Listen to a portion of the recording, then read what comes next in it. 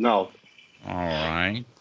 So today is Sunday afternoon, December the 3rd. And in UK, it's Sunday morning, late Sunday morning sometime. So Jesus has a question because he's been spending a lot of time in various watts and things.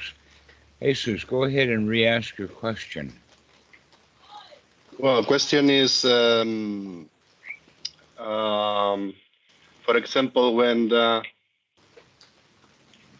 let's say someone or I have a concern or have a feel bad one day or have a fear or have a something, and I ask for some advice, and when people, some friends will give me like a reply of no problem, everything is anicca, no problem, everything is empty, everything is your mind, and I don't find that much helpful, and I don't know if I can say if this is bypassing of the person or is I don't know what to think about that. Oh, well, that's a little bit different than the question that you asked before. Really?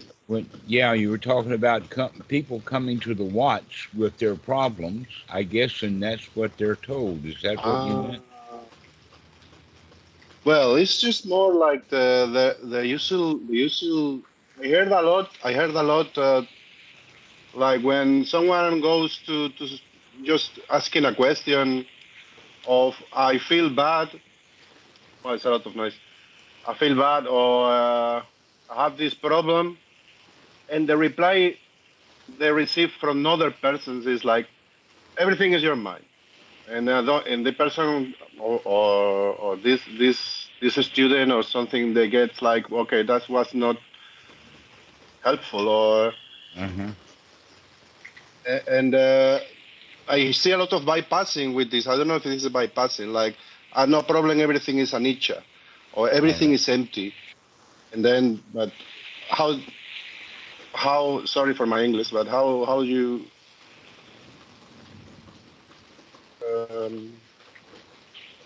how do we handle that? Okay, I got you. I don't know. All right. Yeah. So, the first thing that I have to say about that is, first off, that's really excellent advice.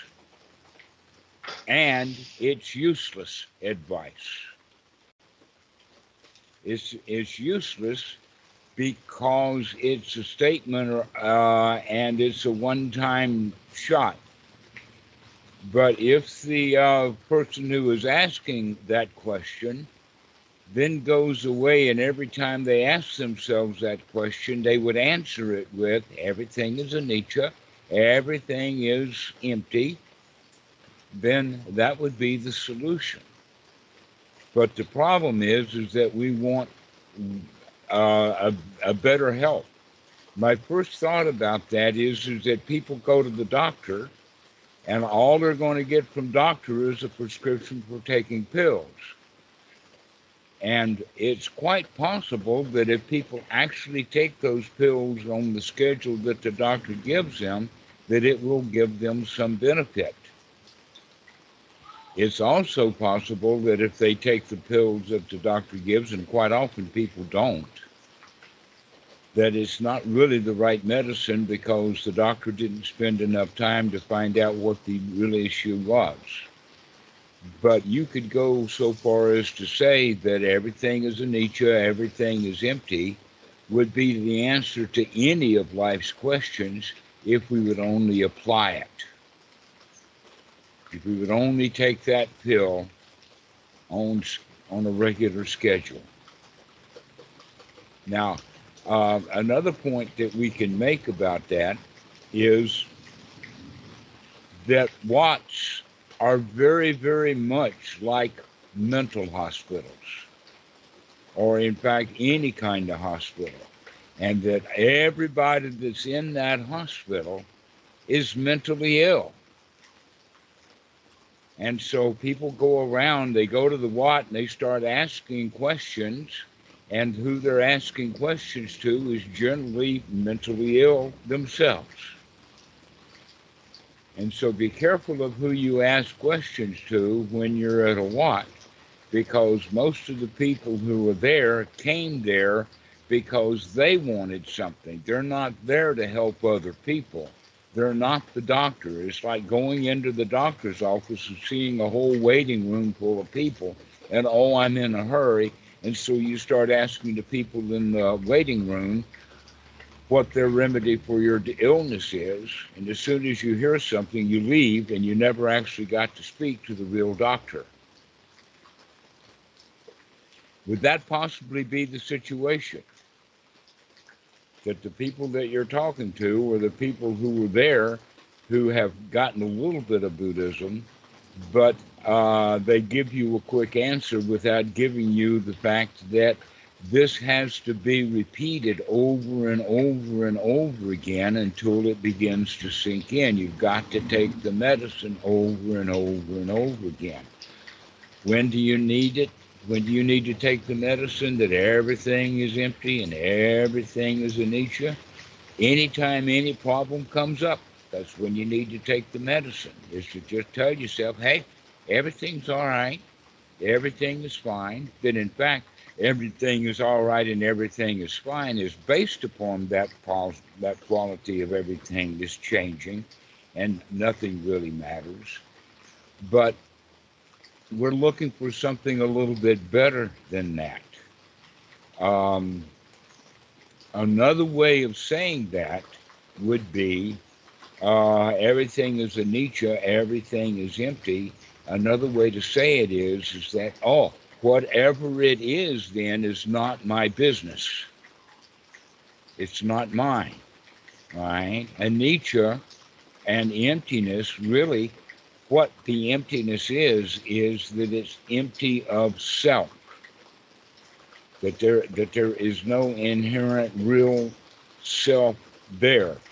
The example that could be used from Nagarjuna with King Milanda is that the chariot that King Milanda rides in really does not exist. All that really exists is a long piece of wood and a basket and some reins and harnesses and some wood-shaped and round objects that we would call a wheel. But really, the chariot, there's no chariotness in the chariot. It really doesn't exist except in the mind of the people who are riding in the chariot, or that they see it. Another way of thinking, in fact, more modern times, would be an automobile. Imagine that the automobile is sitting in the front yard, but it's all in bits and pieces and parts. The engine is sitting over there, but it's just the engine block because the pistons have been taken out. And the wheels are over there, but they've got the rims and the tires and the tubes laying in a pile with all the lug nuts strewn all over the yard. And the seats are hanging from a rope in a tree. All right? So with that kind of conditioning, there's not much of a car there. Why? Because the quality of the car has to do when everything comes back together to make a whole, or to make the car a self. Except that it's not really a self, it's just bits and pieces and car parts and whatnot like that. All right? That there is no such thing as carness. There's no such thing as chariotness. There's actually no such thing as houseness. And what we have for a house instead is all of the parts and all of the components, but many of those components in the house or in the car or in the chariot can also be broken down. For instance, in the chariot, the basket is not really a basket. It's just plants that people have woven together. And there's no basket to it, except in the mind of the human. The human is the one who puts everything together. They're the ones who try to make something permanent that's actually temporary. They're the ones who are trying to put meaning in the chariot, when in fact the bits and pieces and the parts of the chariot, in and of themselves, each one of them, has no meaning of being a chariot. no matter how many of those car parts or no matter how many of those chariot parts you go to look at, you're not going to find a chariot or chariotness or the essence of chariot anywhere there. That it's all a concept. All right? Now, when we can actually see that, then it's valuable. But when we don't see it, when somebody says, oh, everything is empty, that doesn't really mean anything to somebody who has meaning in things. Hello, Daniel. Hello, everybody. So that's the issue, Jesus, is that the answer to the question is not really meaningful to you without giving you how to apply it. For instance, you go to the doctor and he gives you medicine, but it's not medicine that you take in a pill form. It's an ointment that you have to rub on your body, on the sore or whatever. But without the proper instructions, you get that bottle of medicine and you drink it, and now you're much worse off than you were before. So this is the problem with going to the Wat and hearing people say everything is empty and everything is meaningless, as if that's going to solve the problem. And really it's not, because that's just, that that comment, everything is empty and everything is meaningless, in itself is also empty and meaningless. Anicca doesn't mean a thing. And it's actually can be even toxic, as you said. If I drink because if I am feeling really horrible, and it's like everything anicca, and it's like, oh, come on, this can be even like infuriating. I don't know how to explain it. It's like, All right, but if you would apply that medicine right then and there in a proper way, then your response to it is, yeah, man, everything is meaningless. I don't know what I was on about. Everything is anicca. Or another way of saying it, everything is not my business. I'm trying to make something out of something that's really, there's nothing there. And that you don't like that answer because you don't know how to apply it. Now, there is a way of talking. The reason that I'm saying it this way is because there's actually kind of two ways to practice. One of them is to divert, and the other one is to abandon. And this is the quality of abandoning. All right? It's not my business. Everything is anicca. Everything is empty. Let's just abandon it. And the other process, which would be more valuable to people in that situation, would be taking the diversion method. And the diversion method means to change what you're thinking, like, oh, poor me, my chariot's broken. And so you come to the chariot repair shop and say, oh, poor me, my chariot is broken. And the chariot shop owner says, that's okay. There was no much of a chariot there in the first place. It doesn't mean anything. The chariots are chariots for a little while, and then they're not chariots again. They're anicca. All right? That's not going to help very much to the guy who wants his chariot repaired. Right?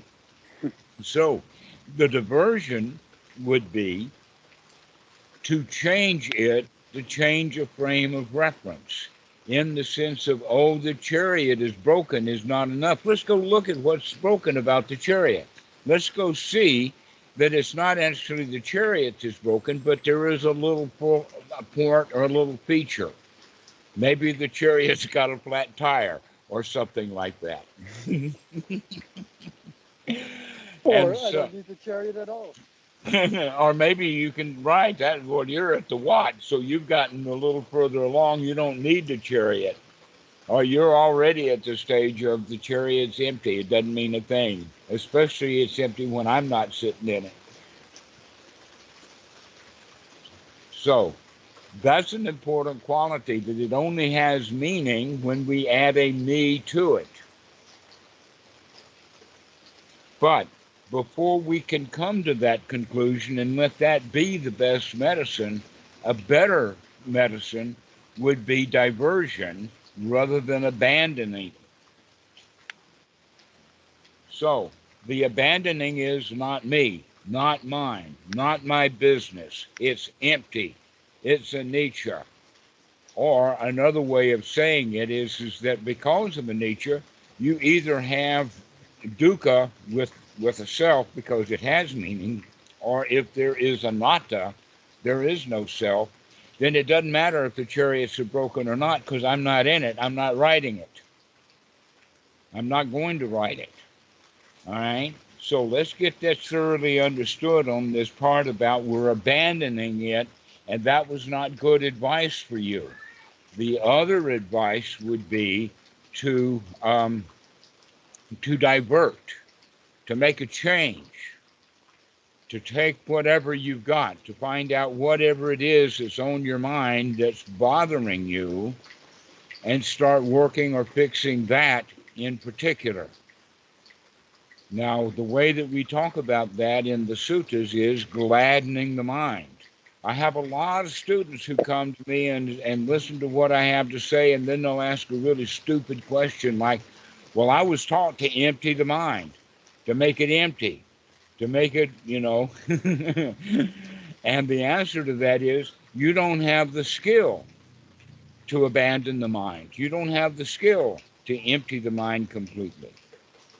That is much more like that the beginner's mind is like a big freighter, a big ship, an aircraft carrier, something like that. And guess what? Big ships don't have brakes. You can't stop one, even if it's going at 1 knot. Nevertheless, it's going 35 knots. You can't stop it. It's heavy. It's got momentum. It's moving. But what we can do is we can steer it. We can move it out of the way. We can see that it's heading directly for another vessel. Let's make a diversion. Let's steer it out of the way. This is really the better practice. And this is actually the practice that we need to practice for quite a while to keep coming back to, oh, my mind is heading for a disaster. Is heading right into the pier. It's going to be grounded. It's going to hit a rock the way that I'm going. Instead of trying to stop it, we're going to divert it. So this is also the practice of changing the unwholesome thoughts to wholesome thoughts is what we practice, and that's what the Buddha recommends. The Buddha doesn't recommend exactly just to stop the mind because it's got unwholesome thoughts. We can't do that. But what we can do is divert the mind, change the mind, steer the mind out of the unwholesome into the wholesome. We can begin to gladden the mind. We can begin to change the mind's wording. This is the better solution. And that I bet that many of the people who will come up with, oh, it's just anicca, oh, it's just all empty, will probably not be able to apply that medicine often themselves. That a much, much better way of doing it other than just stopping is to divert. And so it's actually two different methods, but it's also kind of like a 1-2 punch. Yes, Amit, you've got a question.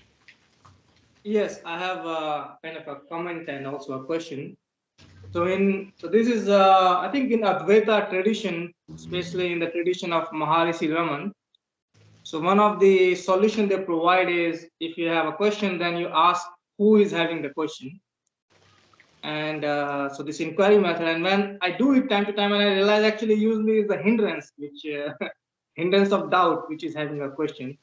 And I think this fits well in the divergent method. Right. That's actually something that the Buddha has something to say about.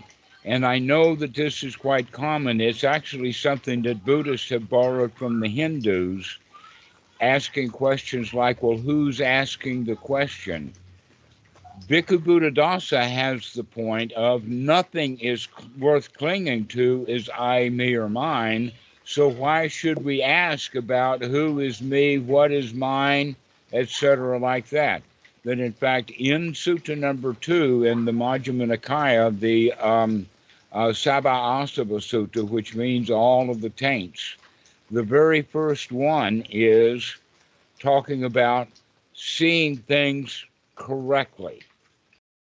And that in the very first part of the sutta, the Buddha talks about that it's unwise attention to think about who am I or what am I or who is having this thought or who it is.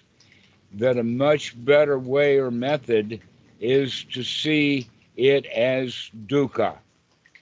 That our wise attention always comes back to the Four Noble Truths. In other words, instead of seeing my problem, we can see that's dukkha, to have my problem. If I don't have my problem, then it's not my problem. And so the much better thing to do is, for instance, Jesus, is to see that the thoughts that you're having that give rise to that question is actually causing you discomfort, is causing you dissatisfaction. So what kind of thoughts can we change that to be satisfied? And that the easy ones that I have come up with over a long period of time is to keep telling yourself by gladdening the mind and mentioning that, oh, it's not that much of a big deal. Or I can handle that. Or nothing to do, no place to go, everything is all right. In other words, we're diverting ourselves away from the problem and seeing the problem as a problem, and like Ahmed is talking about, is seeing the problem as my problem, rather than seeing that it's not really a problem. Now, that's what they're saying when they tell you everything is anicca, everything is empty, is actually pointing at whatever it was that you were giving meaning to was a delusion on your part, that you were deluded by thinking that it was important, that it was a problem, that it had meaning, and in fact, it probably doesn't. And that we all make ourselves miserable and unhappy because we put meaning to things. We think that we can read the future. We think that we can see where things are going. And we can a little bit. We're pretty good at seeing things in reality that are about to happen. Like you can see that you're about to drive your car off the road. You can straighten it out and put it back into the lane. So we can see things that it's dangerous. But mostly, that's a real situation and real reality. Most of the problems that we have is when we see things delusionally in the mind. We think that, oh, it's going to go wrong, oh, it's going to go bad. I mean, nowadays the news is absolutely filled with how bad things are going to get in the future. Everybody's getting really terrified. I mean, look how many things we've got to be terrified about. We've got global warming. We've got AI. We've got Donald Trump. We've got Putin. We've got Hamas. Oh, we've got so many troubles, right? And the reason that all of those troubles exist is because people give that stuff meaning. And so if they are the ones who see the meaning in it, let them go deal with the global warming. If they see meaning, let them go deal with Putin.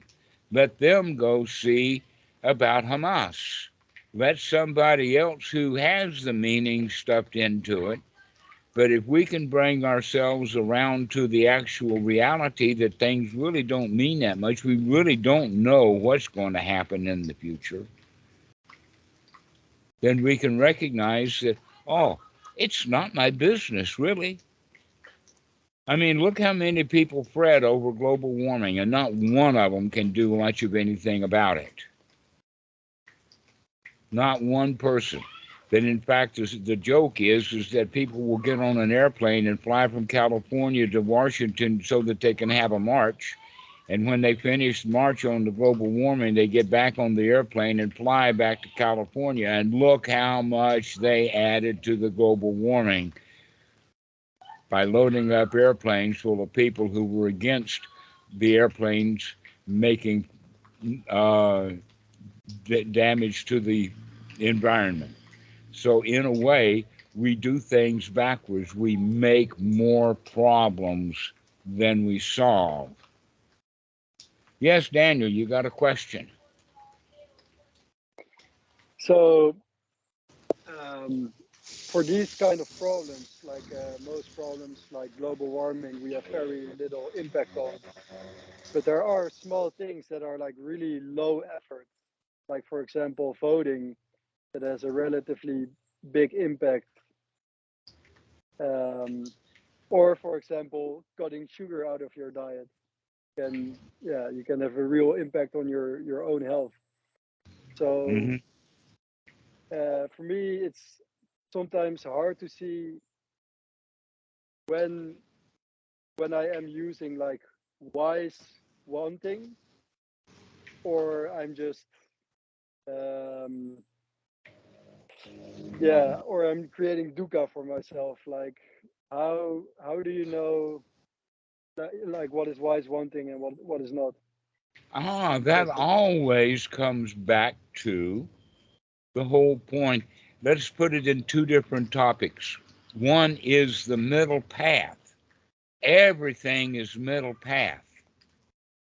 To come out of the extremes. At any time that we're at an extreme, that's more than likely dukkha.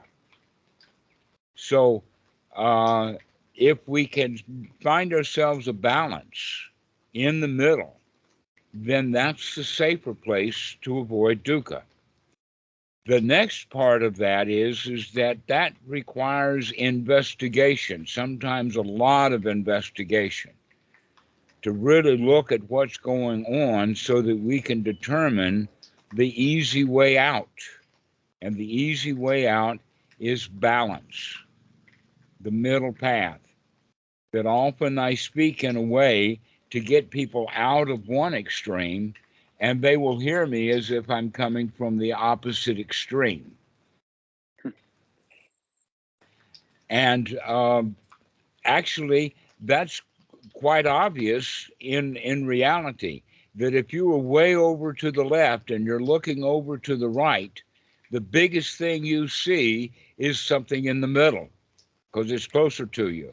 But because you're looking over at the left and you're at the right, that means that whoever's in the middle is part of the problem. They're part of the other extreme. They're on the other side. Which leads me to the old Southern joke that one guy was kind of sitting on the fence. He didn't know which side of the Civil War that he wanted to be in. And so he put on a gray coat and blue pants. But then that means that the Yankees would shoot him in the chest and the Rebs would shoot him in the butt. That kind of middle path doesn't work too well because people will see it as the exact opposite. And so it's good that we can talk about it in the sense of once we begin to get really investigating, we can begin to find where is the sweet spot. Where is the middle path? Where is the Goldilocks position? Rather than going for too hot and too cold, too soft or too hard, there's always a middle path, a middle place to go. And so even if somebody was giving you the information of everything is anicca, everything is empty, that sounds like, but it doesn't solve the problem because it's out there at the other extreme, to where in fact absolutely nothing matters. There is no place to go ever. But in fact, the way that we're practicing is not that there's no place to go ever. In fact, I had one guy, a good friend of mine, Robert, he brought his uncle on. And when I started to describe this to his uncle, he says, well, what you're saying is for me to stay in bed all the time, but I never get up. And my answer to that is, yeah, but you're going to have some brown sheets to play with. That you do have to get up sometimes. You do have to go, you have to take kind of a middle path someplace, that we can't go to the extreme of the other side just because we want to get away from one extreme to get to the other. And how we're practicing then this is to come to the point of not trying to make the mind stop completely, but to be able to give it really good guidance, to give it, to be able to steer our own lives, to get it into harmony. I like to use music in a lot because here's the point: noise. Noise is just frequencies all over the place. That it's highs and it's lows and it's mixed together and there's no sense out of it. But if we can learn to get our mind into harmony, or getting in tune, that means that we can play one note for a while. Then we can change it to another note for a while. That if we get stuck on one note, Johnny one note is probably just as miserable as absolute noise, everything, all over the place. All right, so what we need then is to find a way of getting in harmony with what's going on around us. Another example would be scatterbrained. The mind's just all over the place.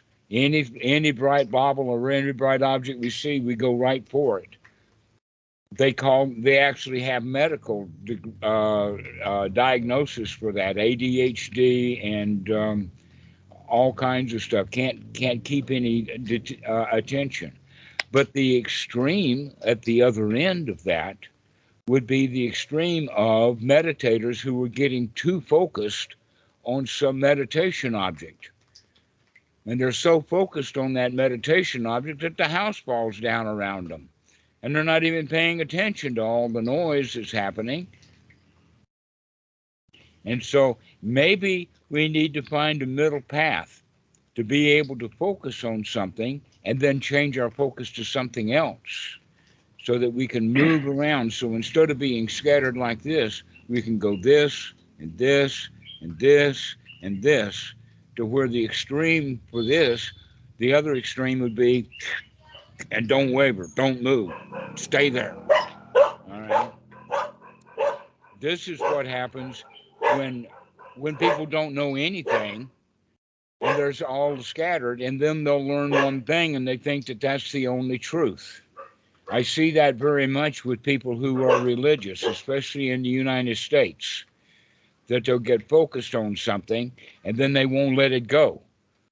There's a whole lot of stuff that needs to be done, but if we're completely scatterbrained, we're not going to get anything done. And if we're too focused on one item, then we're leaving everything else abandoned.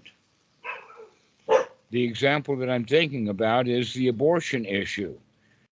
There is no reason to stay too focused on the abortion issue. There's a lot of other issues that need to also be addressed if you're thinking about it from the ordinary mind state. That what we're really practicing then is to be able to find something that's worth paying attention to and pay attention to that.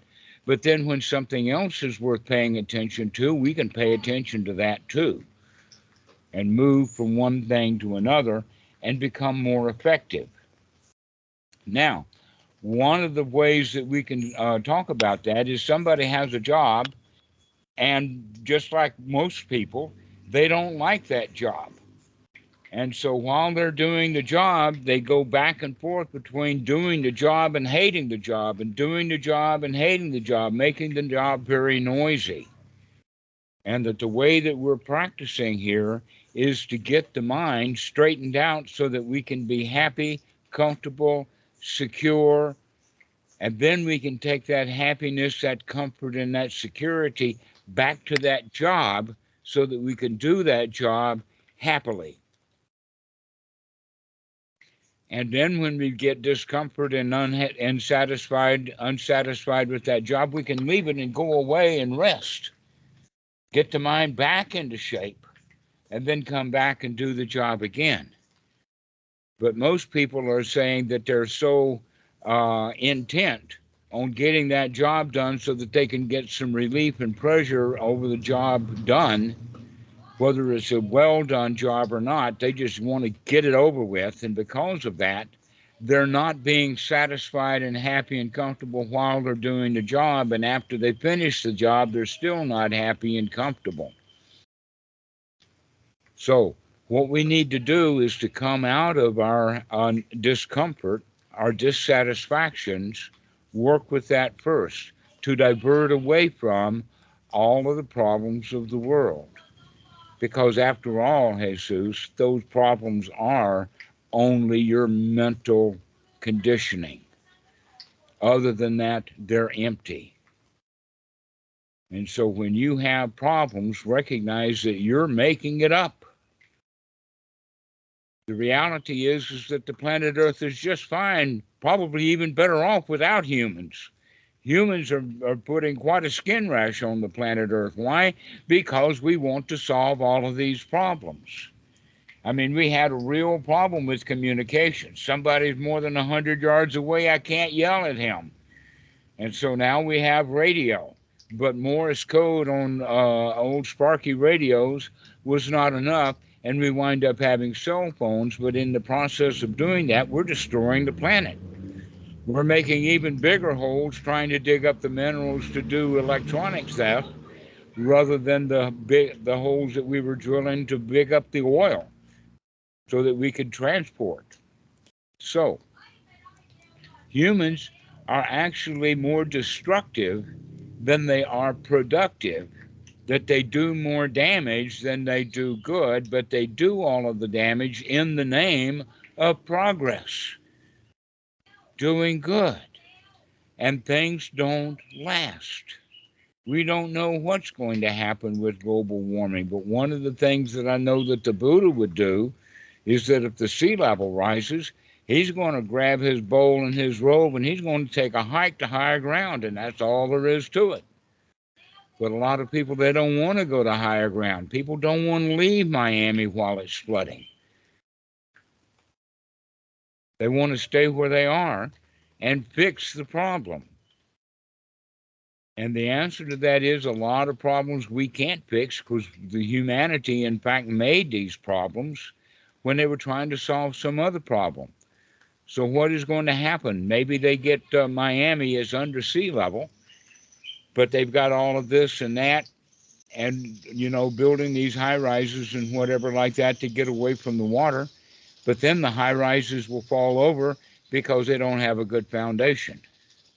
And in fact, that's a big problem now I hear in Florida, is that a lot of the high rises that were built 15 and 20 years ago are just falling over now because they've lost their ability to withstand the changes of the world.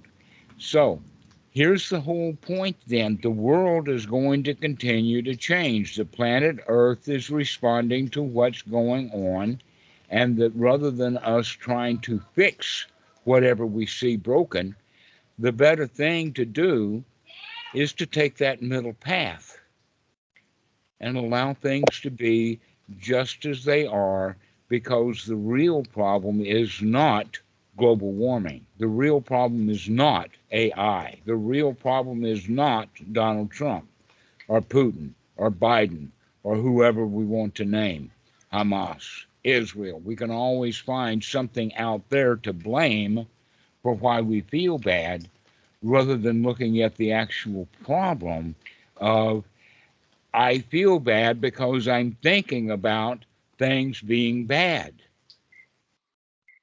Why can I not divert my mind to start thinking about things actually being okay? Because right now, global warming is not bothering you and you still feel bad about it. What's going to happen when it really does happen? You're going to really feel bad then, because you don't have your mind together. So let's get our minds together. Let's get it organized and unified. Let's be able to stay focused a little bit, so that we can focus on the fact that right now there is no problem. Right now we've got no problem. So let's divert our mind away from all the problems we've got and come to that point somewhere in the middle that, oh, we'll take care of it later.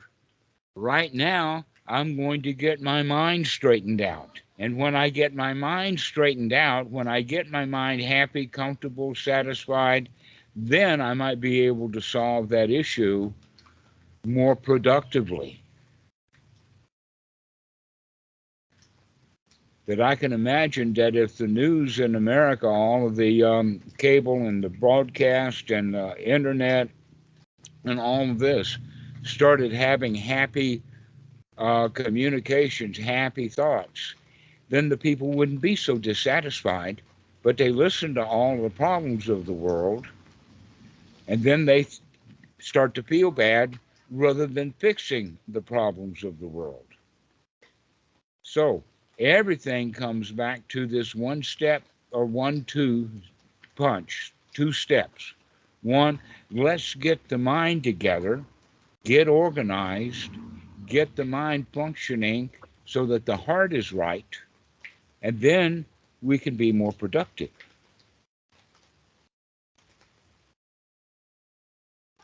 So, Jesus, do you have any questions about this?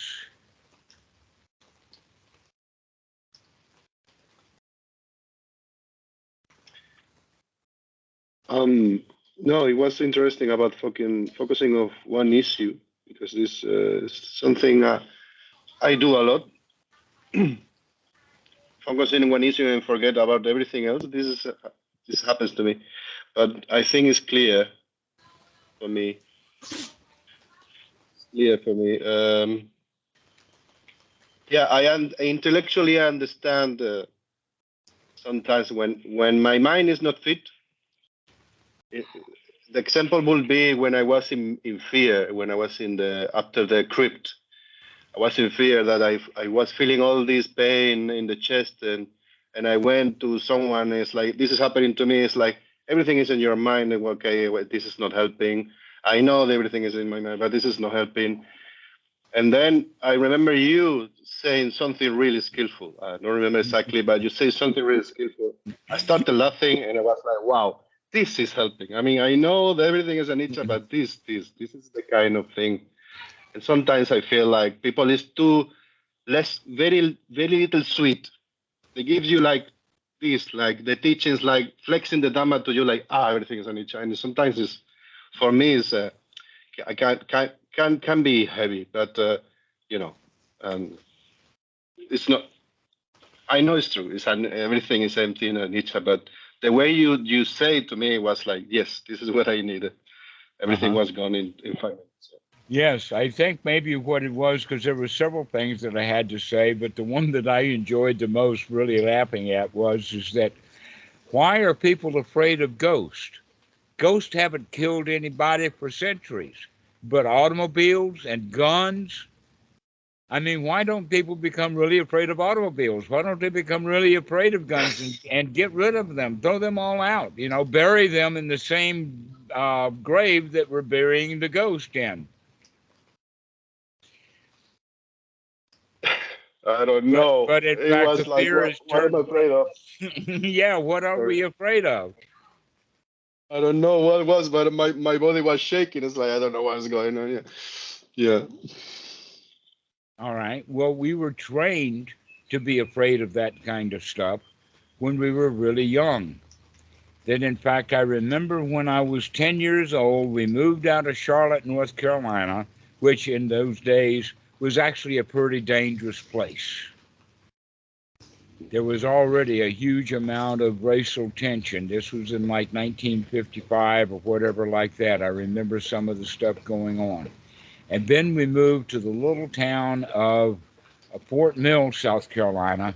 But the house that we moved into was only a half a block away from the town's cemetery.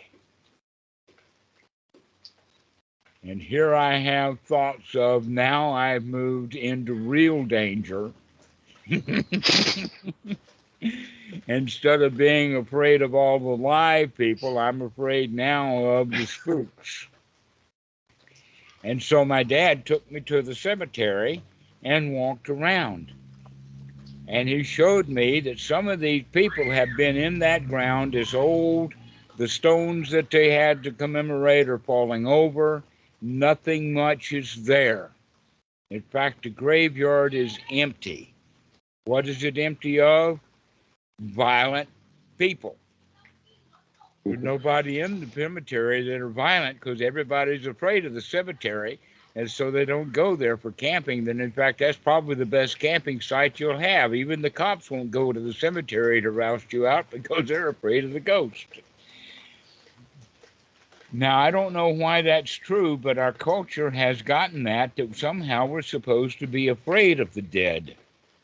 Where, in fact, the dead are the safest people we know. But that takes a little bit of wisdom. That takes my dad taking me to the cemetery and walking around and showing me that, in fact, this place is not dangerous. So what you need to do now is start walking around your own mind to see that the dangers that you are experiencing, you're making that stuff up. That the reality is that the graveyard is empty. The reality is that things have changed. All those people that were there that we could hurt you, they're dead now, and they can't hurt you. So why are we so afraid of things? We're not looking at where the real dangers are. That we're too focused on the wrong thing. And so the advice that this guy, whoever it was, gave you, that everything is anicca, everything is empty, is absolutely good advice. He just didn't give you the directions of how to apply that. That you're not supposed to swallow that. You're supposed to rub it in. So, Kat, you got a question. How's your rainstorm now? Thank you.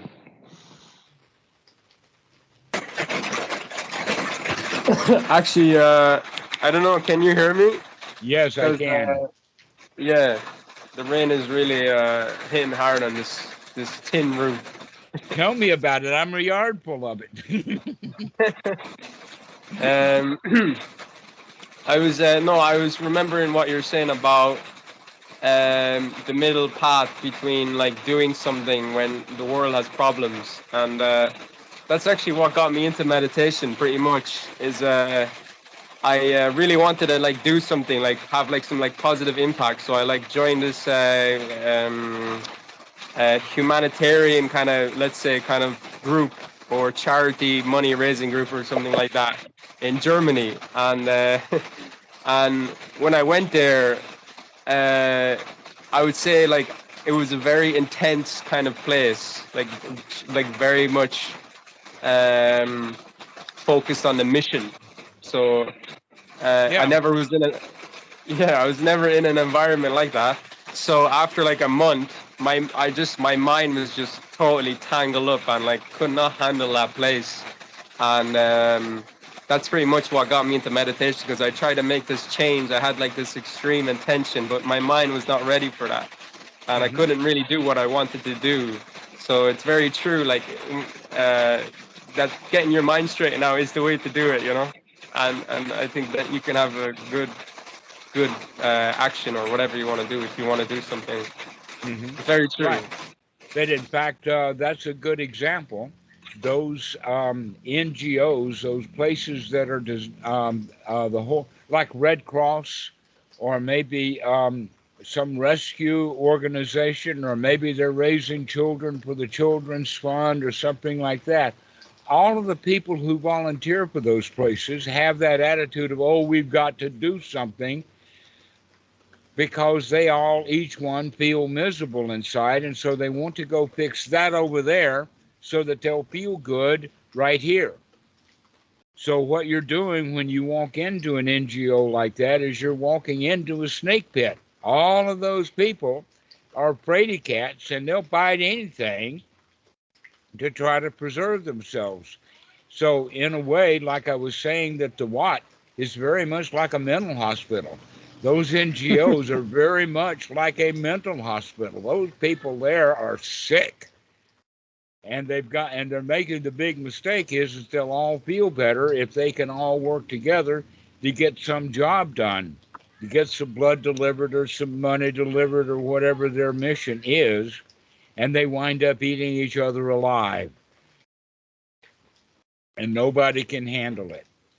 All right, there's a lot of professions that are like that. Social workers are a really good example. Nurses are another good example, that people want to dedicate their lives to doing good, and they don't last long. Why is it? Because they have in fact, they've got a term for it. The term is burnout. That the social worker sees how many divorced women with children that she gives good advice to, and they don't take it, and they wind up being miserable whether they've got a social worker on their side or not. And the social workers, that gets to them, and they recognize that they're not really helping anybody anyway. The medicine they give, the people are not taking it properly, and so they get burned out. Nurses get burned out. They don't like it when they are working on that old lady and saying, oh, you're going to be all right, and let me give you a massage, or let me give you this medicine. And then the old lady croaks. And the nurse doesn't like that at all. And when she starts having people die left, right, and center, she says, man, I don't want to be a nurse. I came here to help people, and everybody dies.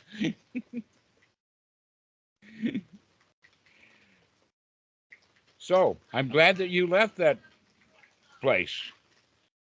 And as far as staying at the Wat, be sure that there are nobles at that Wat, and you associate with the nobles. Go spend your time with the doctors, not with the patients. So, Daniel, I think you were next. Yeah. So when you talk about the middle path, I get the idea that it's always about having just enough of everything to get along. Mm-hmm. But some people, and yeah, me, I would argue that some things can be optimized really easily. So would it then be like wise one thing, for example, what we talked about yesterday, to cut out sugar from your diet, or for example, I am doing physiotherapy each day, which I don't necessarily enjoy, but it really helps me stay comfortable during the day when I have to do sweeping, for example, because I have like an old shoulder injury, and it helps me with sitting on the floor. So on the one hand, yeah, if I wanted to, I could use my other arm, or I could find ways to sit. But yeah, just really, I feel like it really helps me, and it's like a really low effort thing to do. Like the same with Okay. cutting out the sugar. So yeah, I'm just really confused about. Well, Yeah. I'm not really against physical therapy. In fact, physical therapy, when well applied, is valuable. Now, I wouldn't suggest that you take the physical therapy all the way to Arnold Schwarzenegger, muscle bound and whatnot like that. There's always a middle path. And that in Thailand, in fact, Thailand, one of the things that they're internationally famous for is massage, physical therapy. And since you're in Thailand, you call it physical therapy, but it is probably just a Thai massage. Oh no, like actual like exercises for like my shoulder and for my lower body. Oh, I see. So you're doing this yourself. Yeah. Okay. Well, there's no problem with that. The question is that when you're actually doing it, can you enjoy it? That see, what you're saying is that you're doing those things and not liking it, hoping that it'll improve in the future.